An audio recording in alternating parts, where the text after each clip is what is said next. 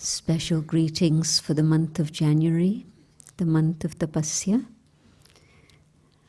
and the things that we normally think difficult. It's a month in which we find things become filled with God's magic and things become easy. Who's found that the month of January is blessed with magic?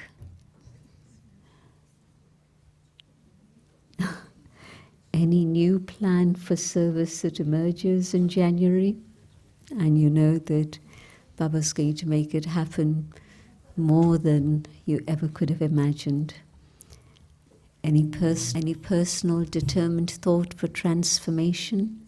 And again, the thought that I have determined thought, but also Baba makes that happen in a very easy and natural way. And I think part of it is because of what Baba mentioned yesterday. जनवरी मास को विशेष वरदान है कि जो आप शुभ संकल्प करेंगे वो ज़रूर अवश्य ही पूर्ण होगा, चाहे वो सेवा के प्रति हो। सेवा के लिए जो भी प्लान्स बनते हैं जनवरी मास में बहुत अच्छी तरह से सफल होते, और जो हम दृढ़ संकल्प खुद के लिए करते हैं उसमें भी बाबा की विशेष शक्ति आती और वो भी संपन्न हो जाता।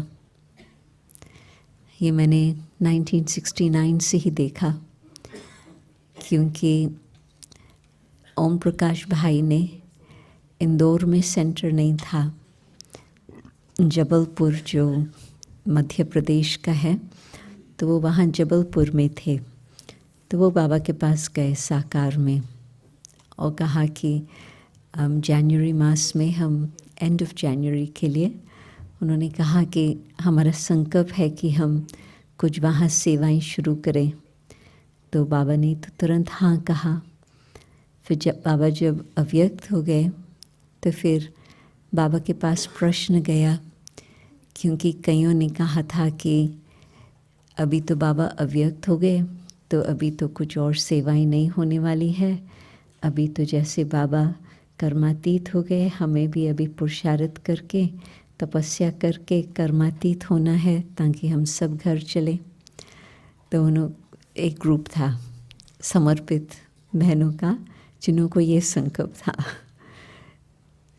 तो बाबा का संदेश आया, अभी तक विश्व की सेवा कहाँ हुई है। हाँ, कर्मातीत तो बनना ही है, परंतु अभी तो विश्व की सेवा भी करनी है और साथ साथ अपने लिए भी पुरुषार्थ करना है। और भारत की भी सेवा कहाँ हुई है। तो फिर इंदौर के लिए प्रश्न आया, तो शिव बाबा ने तुरंत कहा कि हाँ ज़रूर ये सेवा और आगे बढ़ेंगी, आप शुरू करो। तो हमारा भी प्रोग्राम पहले से ही बना हुआ था जब पहले प्रोग्राम की बातें चली थी, क्योंकि वहाँ पर भी जो गवर्नर आने वाला था वो भी हिंदी नहीं जानता था, तो मुझे इंग्लिश में उसको समझाने के लिए उन्होंने कह रखा था।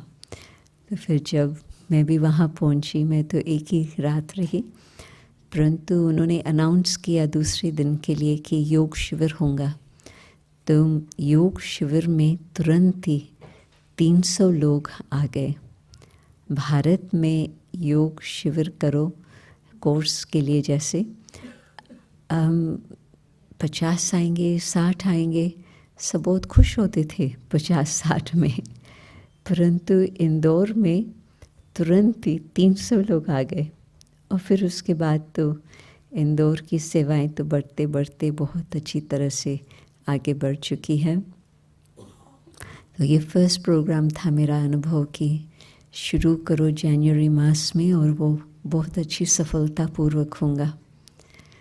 और जनवरी मास में 98 टेनिसन रोड तो लिया हुआ था जो नीचे का पहले था, और फिर जब दादी पहुंची तो फिर दादी के 6 मास के अंदर ही 96 टेनिसन रोड लिया।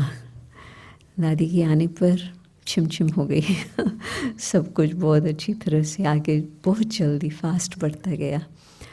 तो वहाँ पर जनवरी मास में बाबा के कमरे का उद्घाटन किया। 96 टेनिसन रोड का, वो भी जनवरी मास ही था। और जो बाबा का चित्र था मधुबन में, जैसे ही मकान खरीद करने की बातें दादी के साथ मधुबन में फ़ाइनल हुई, मैं वापस आ रही थी मधुबन से लंदन में, तो दादी ने मेरे से कहा कि ये जो चित्र है हम लोगों ने चेंज किया है यहाँ, आप लेके जाएंगे? आप समझते हैं कि वहाँ आपके काम का है? तुरंत मैंने कहा हाँ, क्योंकि मुझे मालूम था कि दादी जान की तो पूना में भी जब साकार बाबा थे, और पूना नगरी ऐसे है जहाँ पर बहुत सारे जो एंटी पार्टी वाले थे कराची के दिनों में, उन्हों के परिवार यहाँ ही रहते थे। परंतु दादी ने उसी जगह पर जगह जगह कमरे कमरे में ब्रह्मा बाबा का चित्र लगाया था।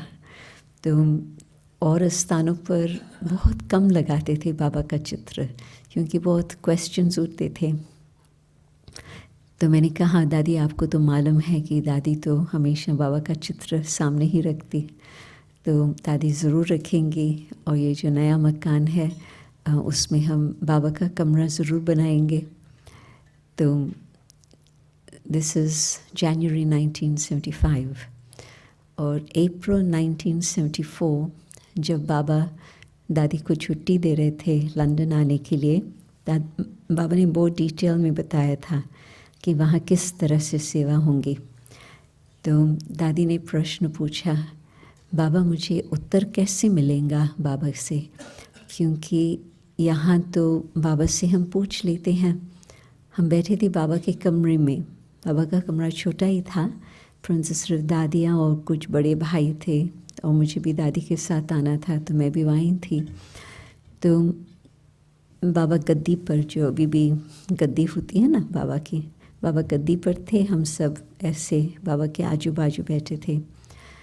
तो दादी ने जैसे ही पूछा कि मुझे उत्तर कैसे मिलेगा, मधुबन से तो पत्र आने में बहुत टाइम लग जाता, तो बाबा दृष्टि देके फिर कमरे में ऐसे से देख करके कहा, तुमको इसी प्रकार का कमरा वहाँ मिलेगा, और तुम वहाँ बैठेंगे तो बाबा तुमको हर बात का उत्तर देंगे।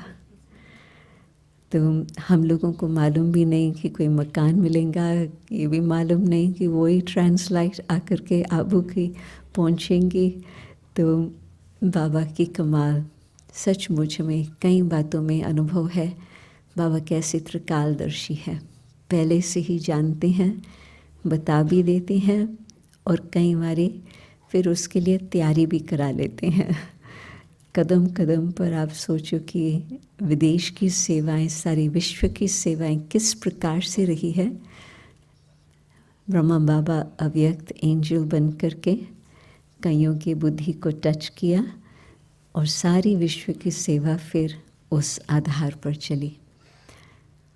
69 में सिर्फ भारत में 450 सेंटर्स, और बाबा के अव्यक्त होने पर थोड़े समय के अंदर न सिर्फ वो जो डेलीगेशन आया 1971 में, उन्होंने ईस्ट वेस्ट दोनों तरफ एक एक आश्रम स्थापन किया, लंदन और फिर हांगकांग, ईस्ट वेस्ट दोनों।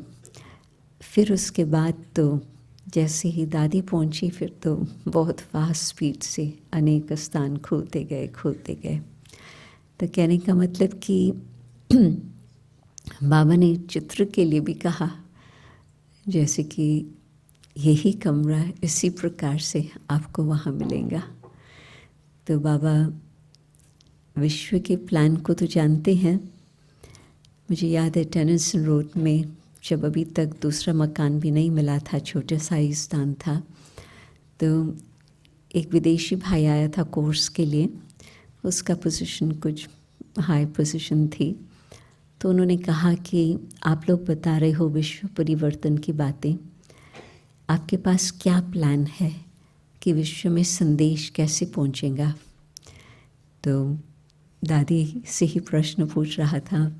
तो दादी ने कहा भगवान के पास प्लान है, मेरे पास तो नहीं है। तो उसने कहा कि भगवान ने आपको दिया है प्लान।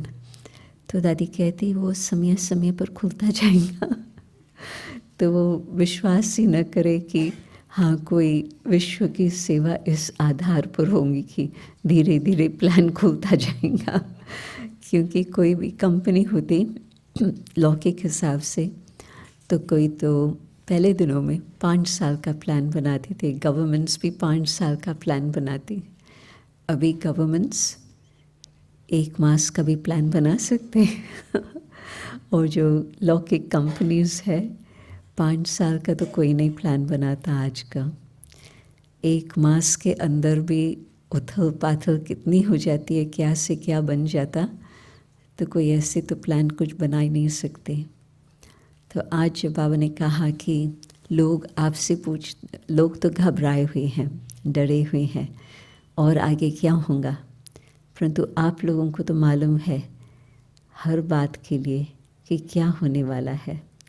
तो आपको तो कोई घबराहट नहीं है, परंतु न सिर्फ आपको जानकारी हो, परंतु आपके द्वारा उन्हों को बिल्कुल प्रत्यक्ष सबूत मिले कि हाँ ये जो परिवर्तन इन्हों के अंदर है उसी का ही नक्शा हम यहाँ देख सकते। एक इंटरेस्टिंग इंटरव्यू चली थी। एक आजकल कुंभ का मेला चल रहा है ना भारत में, तो भारत में तो वो टॉप न्यूज़ है हर बात में, परंतु यहाँ भी कुछ कुछ उसका समाचार आता ही रहता है।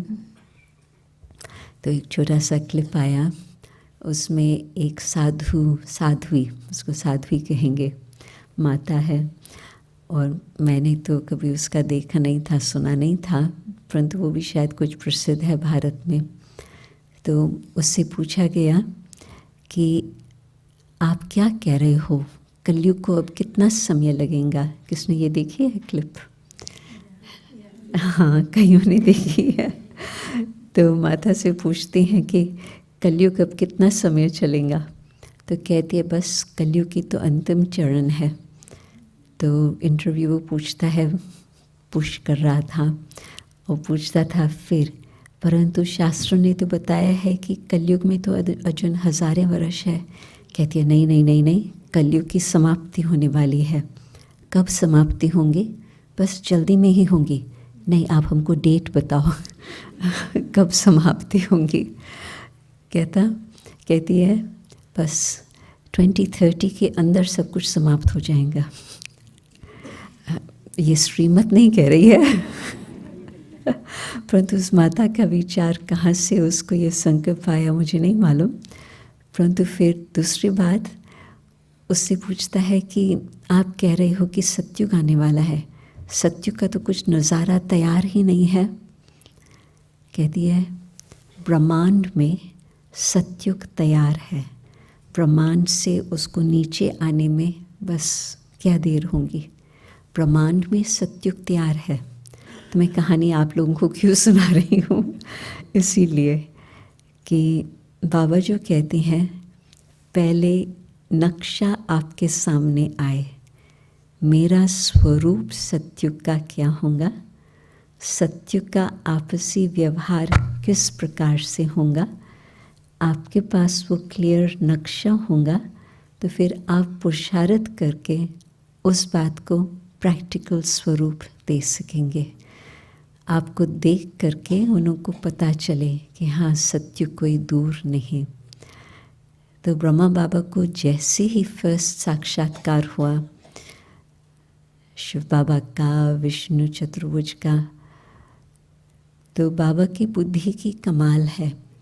बाबा ने तुरंत ही उस बात को स्वीकार किया। और बाबा हमें कई बारी मुरली में कहती हैं, बच्चे आप लक्ष्मी नारायण जैसे बनेंगे। तो उस समय बाबा के सामने तो कोई ना नहीं करता, परंतु रियलिटी क्या हम अपने में वो गुण धारण कर रहे हैं, प्रैक्टिकल वो हम देखें। ब्रह्मा बाबा ने जैसे ही विष्णु का साक्षात्कार किया तभी बाबा कहते हैं कि ब्रह्मा को विष्णु बनने में 1 सेकंड, विष्णु से ब्रह्मा बनने में 5000 वर्ष। तो बाबा ने जैसे साक्षात्कार किया, बाबा ने उसको स्वीकार किया। मुझे ऐसे बनना है।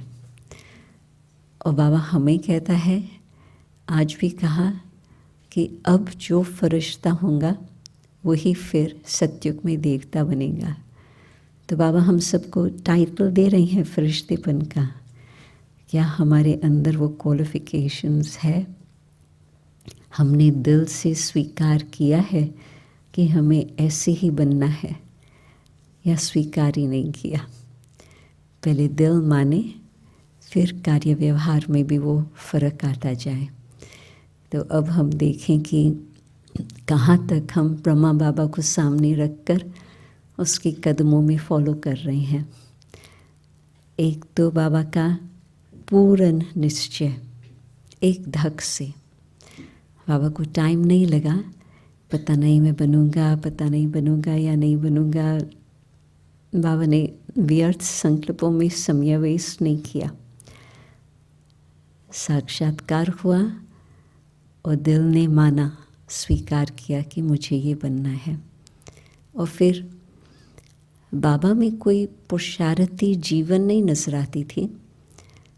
जब मैं छोटी थी और बाबा को देखा, उसी समय तो देखा भी थोड़े समय के लिए, परंतु बाबा उस समय इतना शक्तिशाली और इतना प्रेम स्वरूप बहुत अच्छी तरह से नजर आए ग्रैंडफादर के रूप में। तो बाबा ने किस समय पुरुषार्थ किया? क्योंकि दादियों की भी कहानी आप सुनो, वो यही कहेंगे कि दादी ने यही बताया ना आप लोगों को अपनी कहानी में, सामने से कोई आ रहा था और देखा कि ये वो ही नहीं है जो मैं पहले जानती थी, परंतु लाइट का स्वरूप देखा।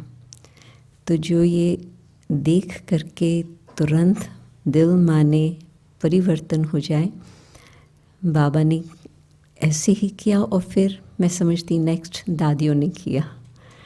दादियों ने भी जैसे ही बाबा को देखा, बुद्धि समर्पित हो गई बाबा के सामने। कईयों को लाइट का साक्षात्कार, कईयों को श्री कृष्ण या विष्णु का साक्षात्कार। तो बेशक उसके बाद साक्षात्कार की सीज़न तो समाप्त हो गई। कभी कभी किन किन आत्माओं को कुछ कुछ होता, परंतु जनरली तो कहेंगे कि वो सीज़न ही वो अलग थी। लास्ट में फिर बाबा ने बताया है कि हाँ, साक्षात्कार की सीज़न फिर से शुरू होंगी, परंतु वो तो जब हम ऐसा पुरुषार्थ करें। परंतु कहने का मतलब कि आज भी कहाँ तक जो बाबा ने हमें बातें बताई है, और मुझे लगता है कि जो भी यहाँ बैठे हैं सब निश्चय बुद्धि वाले बैठे हैं, कोई बाहर वाले तो नहीं बैठे हैं। सब बाबा में निश्चय रखने वाले, ज्ञान में निश्चय रखने वाले, खुद में निश्चय रखने वाले। तो निश्चय है, परंतु वो जो हम चाहते हैं परिवर्तन हो, वो बाबा जैसे वो परिवर्तन अब तक तो नहीं। हाँ, हो सकता है अभी भी जो कुछ थोड़ा समय रहा हुआ है उसमें हम ऐसे तीव्र पुरुषार्थ कर सकते जो वहाँ तक पहुँच सकते। हो सकता? यस।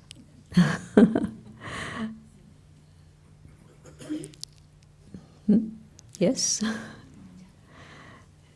तो मुझे लगता है जैसे बाबा ने कहा कि दृढ़ता, दृढ़ विश्वास, और चाबी वो ऐसी है जो माया भी चाहती है कि वो चाबी मैं छीन लूँ। दृढ़ता की चाबी कई बार बाबा कहते हैं, और कभी कभी बाबा ने ये भी कहा है कि वो चाबी कभी खिसक जाती है, हम गुम कर लेते हैं। परंतु कल तो बाबा ने कहा कि माया को भी ये चाबी ले लेना पसंद है, तो वो चाहती है कि ये चाबी मैं ले लूँ। क्यों? क्योंकि दृढ़ता नहीं होगी तो कोई भी वायदा किसी से भी किया हुआ होगा तो उसका फल स्वरूप हम नहीं देख पाएंगे, उसका स्वरूप नहीं हो पाएगा। तो अपने ही परिवर्तन के लिए हम किस प्रकार का संकल्प रखते हैं, इतना दृढ़ता का संकल्प हो जिसमें हम लोगों को अपने में विश्वास हो कि हाँ, बाबा की मदद से हम ये बन सकते हैं, हम वहाँ तक पहुँच सकते हैं। तो ये जो अंतिम घड़ियाँ चल रही है पुरुषार्थ की, जितना जितना हम वो दर्श अपना भी और किस तरह से वो संसार होगा वो हम सामने रखेंगे, तो फिर उसको प्रैक्टिकल हम स्वरूप बनाते जाएंगे। विजन होगा तो फिर वो प्रैक्टिकल स्वरूप भी होगा। मुझे याद है कि 2 साल पहले शायद एक प्रोजेक्ट निकला था, गोल्डन ड्रॉप्स। किसको याद है ये प्रोजेक्ट? नहीं याद है? थोड़ों को याद है।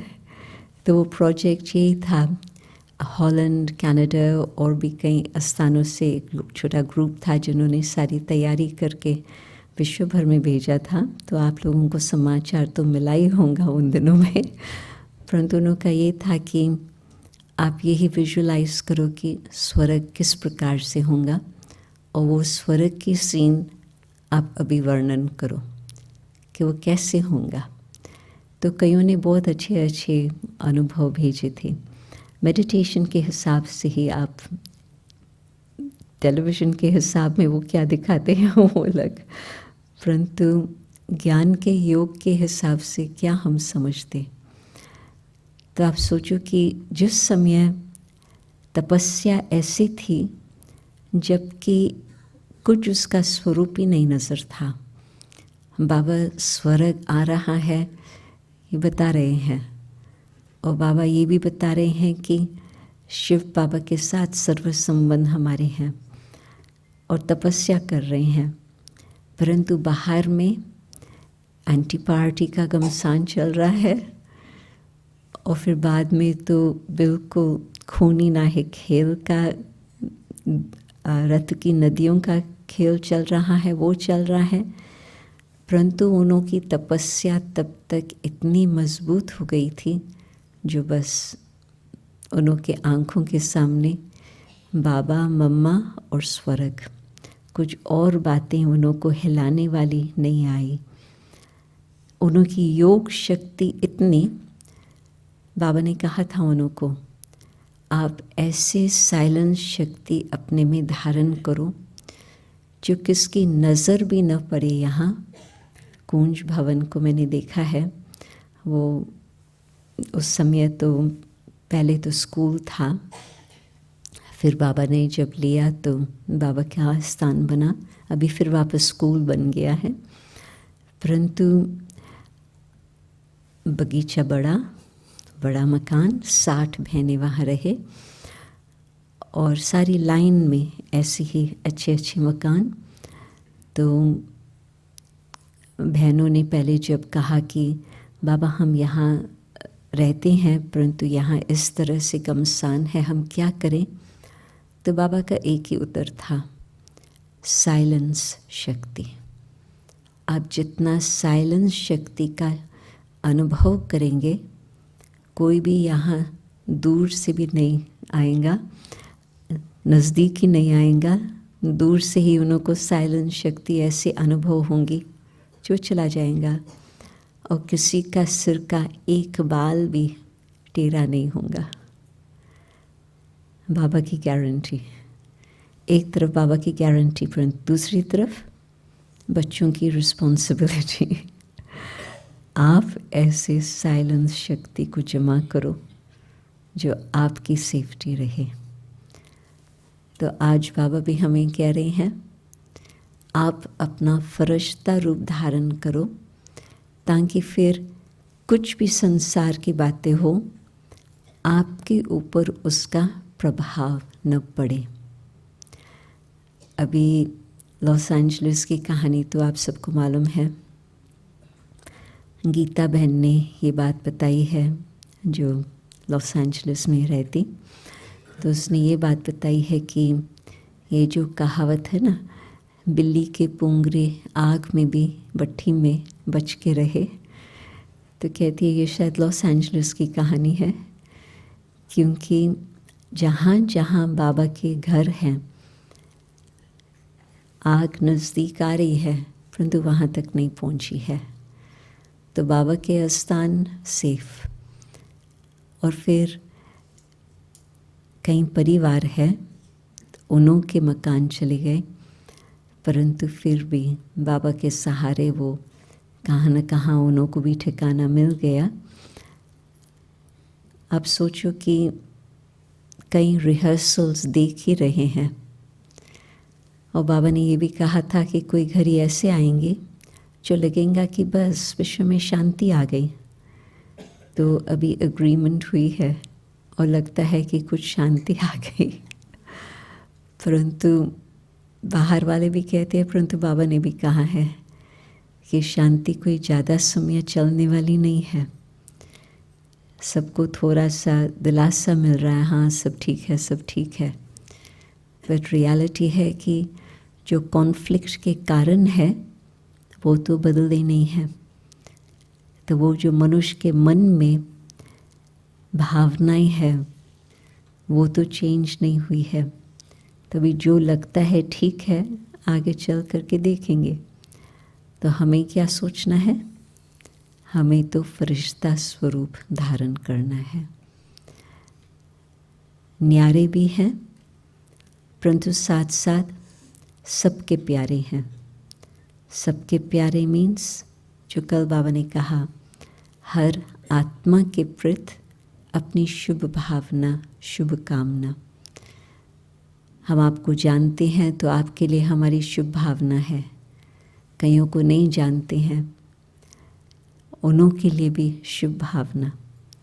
और कईयों को जानते हैं और कुछ हिसाब किताब है, उसको भी हम परिवर्तन करके बिल्कुल सल्यूशन ढूंढ लेवे। बाबा ने अच्छी बात कही, जबकि हर बात का अनुभव है, ज्ञान का, योग का, धारणा का, सेवा का अनुभवी मूर्त बन गए हैं। तो अनुभवी मूर्त के हिसाब से हमको मालूम है हर प्रकार के प्रश्न का उत्तर। तो हम क्या कहेंगे? No problem. बाबा ने अंग्रेजी शब्द में कहा नो प्रॉब्लम। तो जब हमारी स्थिति ऐसे होंगी, समस्या औरों को नज़र आ रही है और हमें मालूम है कि ये होने वाला है, हमें कोई डर नहीं कि क्या होगा, कैसे होगा। बाबा ने इस स्थिति को इतना ऊंचा बना लिया जो यादगार यही आता कि फरिश्ते जो हैं उन्हों के पाँव धरती पर नहीं है, तो उड़ने वाले उन्हों को पंख मिले हुए हैं। तो बाबा ने कई बार कहा है कि पंख वो पंख नहीं जो आप उन्हों को हिलाओ और वो आपको ऊपर लेके जाए, परंतु पंख है अपना उमंग और उत्साह का। उमंग भी हो, उत्साह भी हो, तो फिर पंखों से हम ऊपर गए तो ऊपर रहने से जो यहाँ की आग की सेक है वो हमें असर नहीं करेंगी। और जब आत्मा के ऊपर इन बातों की छाया नहीं पड़ती तो फिर बाबा के छत्र छाया के अंदर रह करके फिर हम औरों के लिए भी छाया का स्थान बना सकते। तो फरिश्ते की स्थिति जब अब अनुभव होंगी कि यहाँ की बातों का कोई लेप छेप नहीं, ऊपर रहते हैं, तो उसमें फिर सलूशन भी नज़र आता। जो बातें पहले भारी लगती, मुश्किल लगती, आत्मा ऊपर जाती, और जब कोई बात का आत्मा के ऊपर असर नहीं तो फिर रहम भावना काम कर सकती। बहुत समय पहले एक व्यक्ति मिला था, कॉमनवेल्थ इंस्टीट्यूट आप जानते हैं, और जो बाबा के आदि बच्चे हैं उन्हों को मालूम है कि 18 जनवरी का प्रोग्राम कई बारी वहाँ ही होता था कॉमनवेल्थ इंस्टीट्यूट में। आप लोग भी आते थे। तो वहाँ पर बहुत सुंदर एक म्यूज़ियम जैसे बना हुआ है, परंतु बैठने की भी जगह आधा, तो प्रोग्राम हम थिएटर में वहाँ करते थे कई बारी। तो वहाँ पर जब हम इंस्टीट्यूट के डायरेक्टर से मिलने गए थे स्थान लेने के लिए, तो भाई ने कहा कि मुझे मेडिटेशन की ज़रूरत नहीं है, क्योंकि मेरी जीवन तो बिल्कुल हर प्रकार से आराम से सुख से चल रही है। तो दादी ने उसे प्रश्न पूछा, ये तो आपने बहुत अच्छी बात सुनाई कि आपकी सुख की जीवन है, परंतु आपने दुखी आत्माओं को सुख देने के लिए सोचा है? तो वो चुप हो गया। फिर तो कहा कि हाँ हाँ हाँ अभी कारोबार करते हैं। तो फिर कारोबार में तो फिर उसने बहुत अच्छी तरह से सहयोग दिया, परंतु बाबा ने हमें सुखी बनाया, हमें शांति का अनुभव कराया। परंतु जैसे न सिर्फ बाबा को दिन रात ये तात लात लगी रहती थी कि सबको बाबा का संदेश मिले, सबको बाबा से शांति कैसे मिले वो अनुभव हो। दादी जानकी को आप लोगों ने देखा, दादी जानकी भी किसी बात में रुकती नहीं थी। मुझे याद है कि एक बड़ा प्रोग्राम हुआ था लंदन के एक बड़े थिएटर में, feeling great no matter what. तो उसमें भी हज़ारों की संख्या में लोग आए थे, लंदन में हज़ारों की संख्या। तो प्रोग्राम बहुत बढ़िया रहा। हम लोग निकले और गाड़ी में ही थे। दादी ने कहा अभी जसू कहाँ होंगे? मैंने कहा अभी वहाँ ही होंगी, क्योंकि हम तो निकल आए, परंतु सारा समेटना पैक करना, सारी टीम वहाँ थी उसके साथ।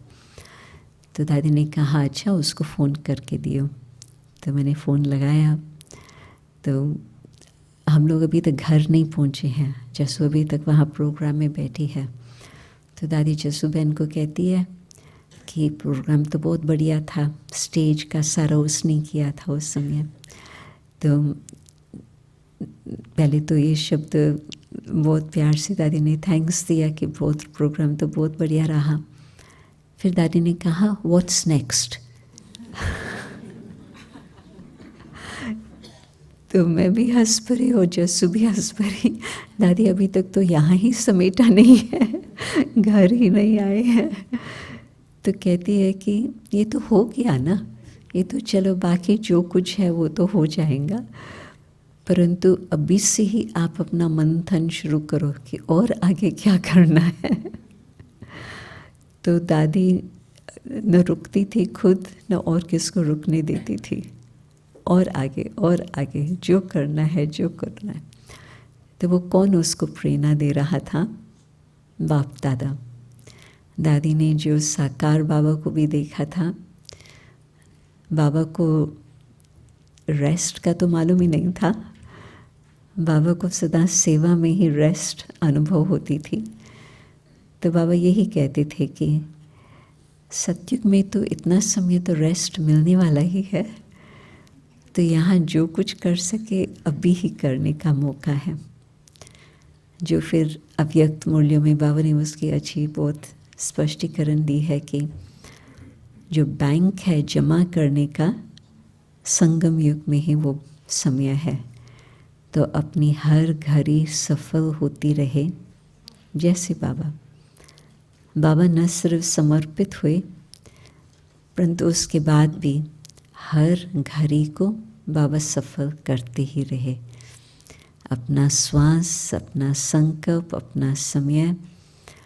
तो फिर बाबा का तो इतना जमा हो गया, जो लास्ट जन्म तक भी बाबा के पास सब कुछ था।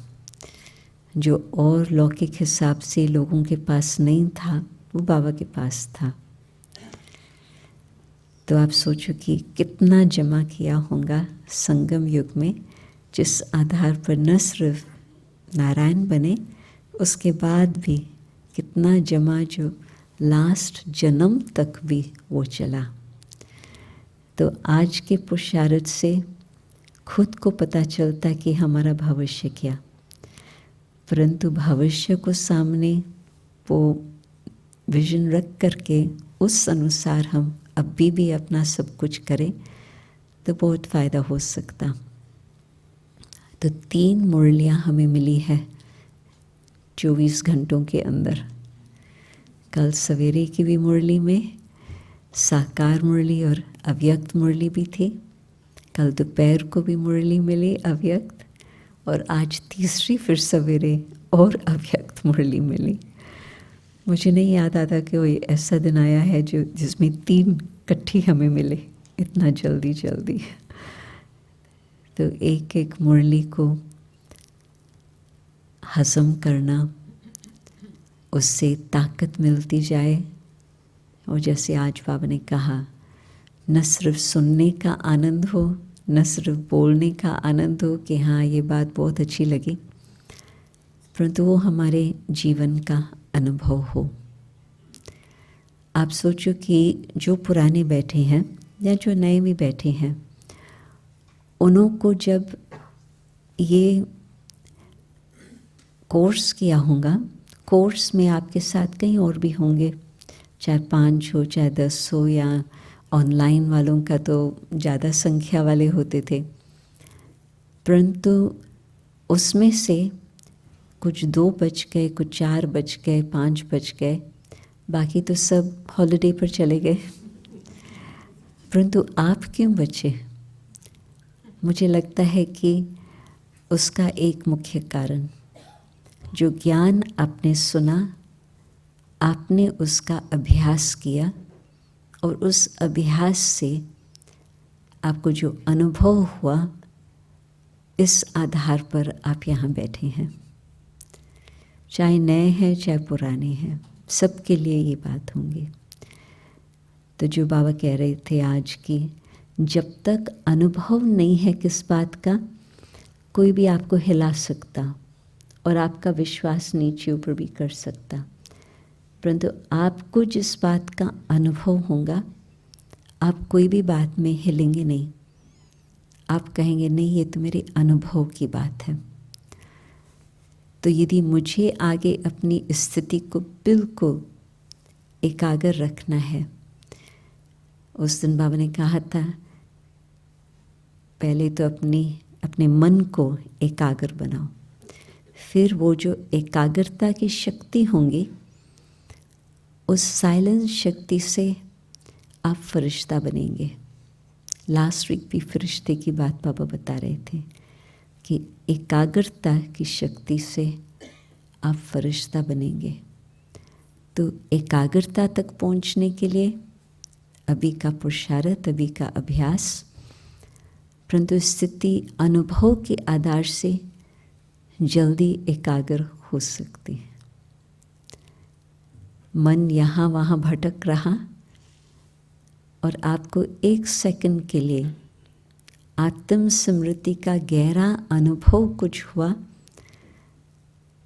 तो आप कहेंगे कि हाँ, इसी बात को मुझे अधिक ध्यान देना है ताकि ये अनुभव मेरा बढ़ता जाए।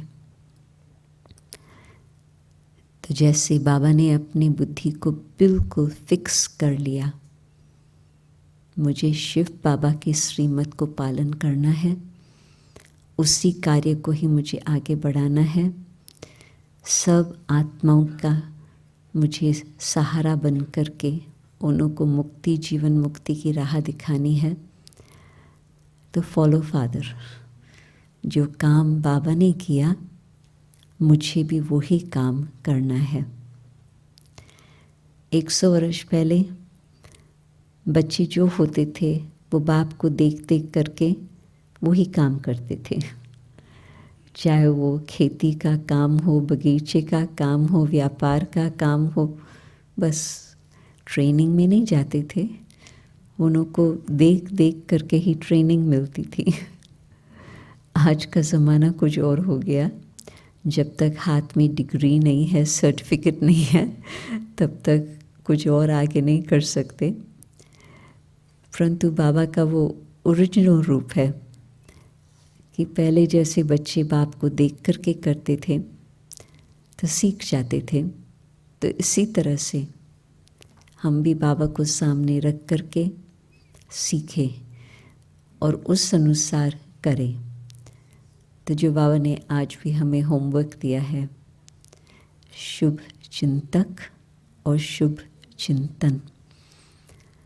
शुभ चिंतक की बातें तो कई बारी बहुत अच्छी तरह से बाबा ने स्पष्ट की है, परंतु इस बार शुभ चिंतन की जो बात बाबा ने कही उसमें बहुत फ़र्क था।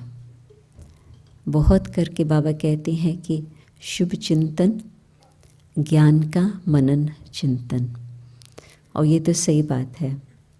आप अपने बुद्धि को ज्ञान के मनन चिंतन में बिज़ी रखो तो फिर फालतू संकल्प आने का टाइम नहीं मिलेगा।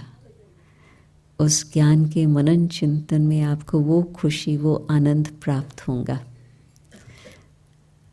परंतु दूसरा, ये जो स्वचिंतन की बात बाबा ने कही, अपने ही बाबा के द्वारा मिले हुए टाइटल्स का आप चिंतन करो। जितना आप उसका चिंतन करेंगे वो अनुभव की भी बात होंगी, परंतु आपकी बुद्धि और बातों से निवृत्त हो जाएंगी।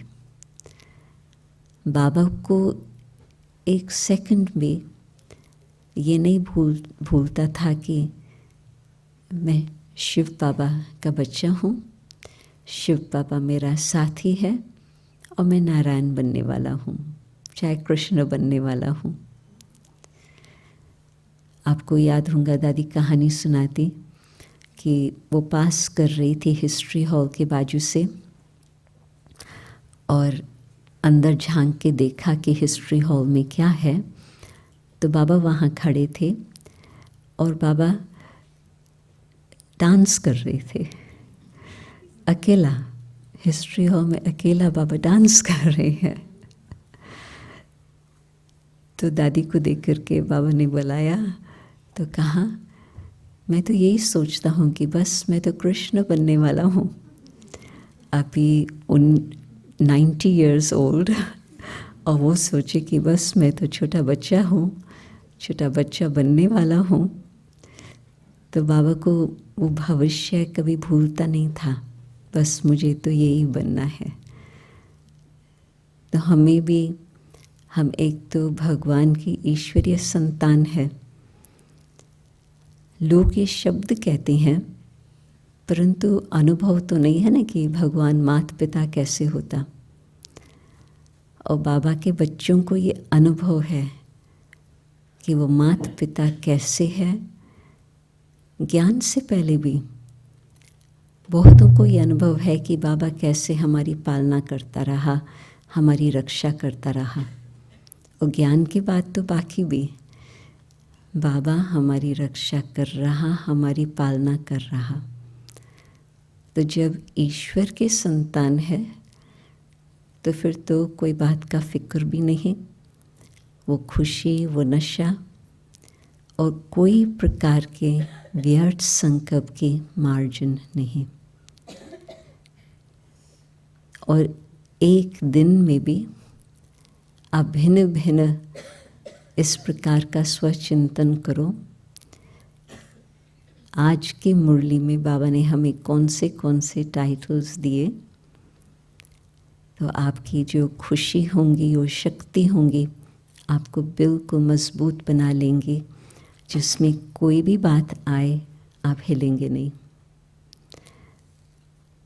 आने वाली तो बहुत बातें हैं, मालूम है ये, और बाबा ने इसे जो पहले से ही बता दिया है कि ये सब होने वाला है, तो फिर तो उसके लिए हम कोई डरते नहीं है, फिक्र नहीं करते। और फिर जिस समय वो बात सामने आती तो क्या होता, फिर उस समय जिसका अभ्यास किया हुआ होगा उसको वो बात आएंगी मदद करने। अभ्यास नहीं किया होगा तो फिर तो आगे की सीन का प्रभाव कुछ न कुछ ज़रूर पड़ेगा। प्रैक्टिस किया हुआ होगा, एक्सपीरियंस किया हुआ होगा, तो बात हमारे को बहुत मजबूत बनाएंगे और हम हिलेंगे नहीं। तो फिर भी बाबा को थैंक्स है कि बाबा इतना क्लियरली डिटेल में हमें बताते हैं स्टेप बाय स्टेप कि क्या पुरुषार्थ हम करें। सोचने की भी ज़रूरत नहीं है, बाबा ने बता दिया। यहाँ से वहाँ तक कैसे पहुँचना है। जब भारत में विदेश की कहानियाँ सुनते थे तो एक कहानी हमेशा लोग कहते थे कि मैंने रास्ते चलते किससे पूछा तो उसने कहा go straight, then this turn left, then you go right further and you turn right। वो 4-5 डायरेक्शंस कटे दे देते थे, तो एक दो तो याद रहते थे, फिर उसके बाद तो भूल जाता था, फिर पूछना पड़ता था। परंतु कहाँ कहाँ ऐसे भी होता है जो आप किससे पूछो। हम उस दिन किसी को हॉस्पिटल में देखने गए, तो बहुत बड़ी हॉस्पिटल है, चेरिंग क्रॉस हॉस्पिटल, बहुत बड़ी है। तो एक तरफ से जहाँ पार्किंग मिली वहाँ से हम उस एंट्रेंस से आ गए और हम पहुँच गए थे बेसमेंट में। तो बेसमेंट में तो लॉन्ड्री थी, वो कुछ मनुष्य तो पहले नज़र ही नहीं था। फिर कोई पोर्टर आया तो उसने कहा ठीक है मैं आप लोगों को ले चलता हूँ। तो यहाँ से वहाँ से घुमा के फिर लिफ्ट में ऊपर चला, फिर वहाँ पहुँच गए जहाँ से पहचान थी। तो हम सोच रहे थे कि उसने सिर्फ हमको कहा होता था कि तुम यहाँ से जाओ, हम नहीं पहुँच पाते थे। परंतु बेचारा अपना समय निकाल करके हमको वहाँ ऊपर तक पहुँचाया।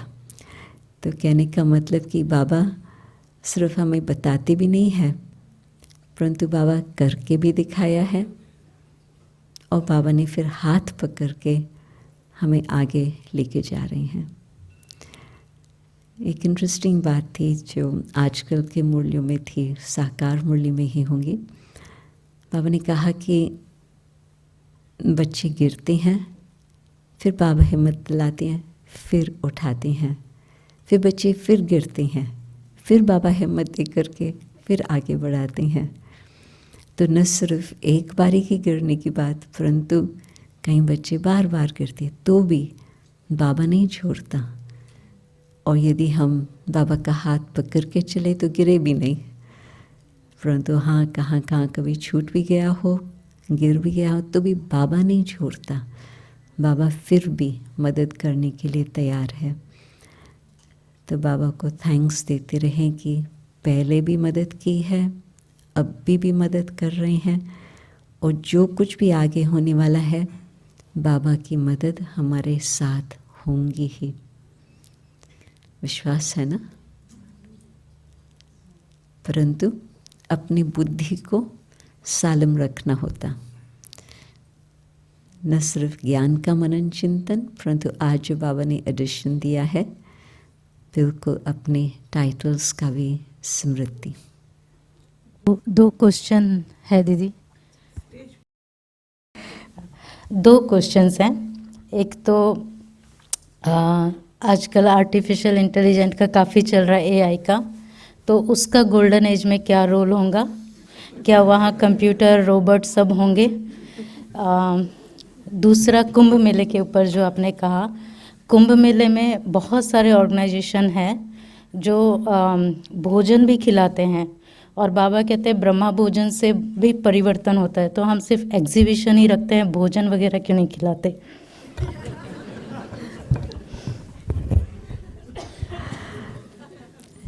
जो बाबा कहते हैं कि वहाँ पर विमान ऐसे होंगे जो बस आपको हाथ लगाने की, बटन दबाने की भी ज़रूरत नहीं है, आपका संकल्प ही वहाँ पर चलेगा और पहुँचेगा, और आपको यहाँ से वहाँ पर पहुँचा लेंगे। तो वो एआई का ही प्रूफ है कि वहाँ पर हर प्रकार की इंटेलिजेंस तो होंगी ही। कंप्यूटर्स आज के बड़े बड़े ऐसे नहीं नज़र आएंगे, किसको ज़रूरत नहीं होगी, परंतु जिस तरह से कारोबार चलेंगे बिल्कुल एवरीथिंग सेट, ऑटोमेटिक सब कुछ चलता रहेगा। रात्रि के समय आपको बटन दबा करके रोशनी नहीं करनी पड़ेंगे, आप कमरे में अंदर आओ, अपने आप ही फिर रोशनी हो जाएंगे। आप सोचो कि बाबा ने जिस समय 60s में ये बात कही थी साकार मुरली में, उस समय मुझे तो नहीं मालूम था कि सेंसर्स कुछ हो सकते हैं। आजकल तो जगह जगह बिल्डिंग्स में ऐसे ही है, आप अंदर घुसो और अंधेरा बाहर हो तो अंदर रोशनी ऑटोमेटिकली आ जाएंगी। ग्लोबल हाउस में आजकल आप यहाँ से वहाँ जाओ और ख़ास करके जहाँ डाइनिंग रूम से ऊपर सीढ़ियाँ ऑडिटोरियम की है ना, वहाँ निकलो, वैसे अंधेरा होता था तो जिनको मालूम है कि स्विच कहाँ है वो हाथ लगाते थे। आजकल ज़रूरत ही नहीं है, आप बस पाँव रखो अपने आप ही रोशनी हो जाएंगी। तो ये तो दो बहुत सिंपल बातें मैंने कही है, परंतु हर बात जो मनुष्य जीवन के लिए सुविधा हो, सुख देने वाली हो, परिवर्तन इस बात का होगा। इंजीनियर सब होंगे, आपके लिए भी बहुत सारा काम है वहाँ काम भी नहीं कहेंगे, खेल ही कहेंगे, परंतु हर बात वहाँ जो होंगी बहुत सहज। और दूसरा प्रश्न, बाबा से ये बात पूछी गई थी कि बाबा लोग आश्रम में आते हैं, कभी कभी वो एक्सपेक्ट करते हैं कि सत्संग के बाद हमेशा भोजन होगा आधा, तो क्या हम लोग ऐसे करें? तो बाबा ने कहा कि देखो बच्चे, आप लोग तो थोड़े हो और संस्थाओं में तो हज़ारों की संख्या में उनके फॉलोअर्स होते हैं, तो यदि उन्होंने 2-4 घंटा लगा लिया भोजन बनाने में कोई फ़र्क नहीं पड़ेगा, उनका कारोबार चलता रहेगा। आप बच्चे अपना जो कार्य भगवान ने आपको दिया है दिव्य बुद्धि द्वारा औरों को ज्ञान रतन देने का, आप उस धंधे में लग जाएंगे, आपको समय कहाँ मिलेगा ये कार्य करने के लिए। तो जो और लोग कर रहे हैं, कर सकते हैं, उनको करने दो, बाकी आप जो कर रहे हैं वो लोग नहीं कर सकते, तो आप उस धंधे को और आगे बढ़ाओ। हमारा टाइम कितना वैल्यूबल है बाबा को मालूम है, हमें अपनी खुद की वैल्यू नहीं होती है, बाबा जानते हैं। हाँ, जबकि है ही ब्राह्मण, तो ब्राह्मणों की सभा में आप लोगों को तो बढ़िया ब्रह्मा भोजन मिलेगा उसकी भी तैयारी मैंने देखा बहुत अच्छी हो चुकी थी सवेरे से ही, परंतु वैसे आप अज्ञानियों को बैठ कर के भोजन बना कर खिलाओ, मतलब नहीं।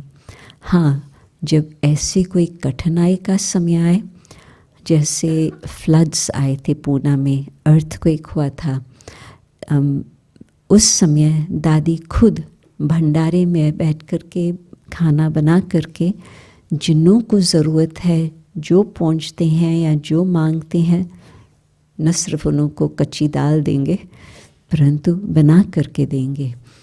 तो हाँ, आगे समय शायद ऐसे भी हो जो आपके आजू बाजू वाले आपसे यहाँ कुछ इस तरह की मदद लेने आए, तो फिर तो करना है, परंतु जब तक कि और लोग हैं करने वाले, उनको करने दो। हम लोग जो अपना धंधा है वो हम करेंगे।